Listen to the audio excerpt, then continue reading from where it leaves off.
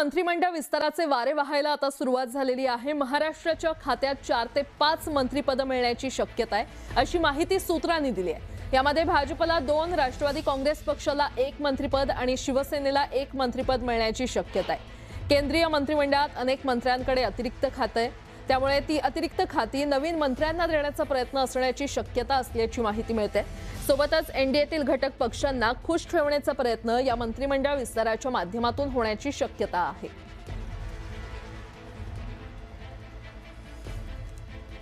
मोठी बातमी आपण पाहतोय। केंद्रातील मंत्रिमंडळ विस्ताराचे वारे आता वाहायला सुरुवात झालेली आहे। महाराष्ट्राच्या खात्यात 4 ते 5 मंत्रिपद मिळण्याची शक्यता आहे, अशी माहिती सूत्रांकडून मिळते।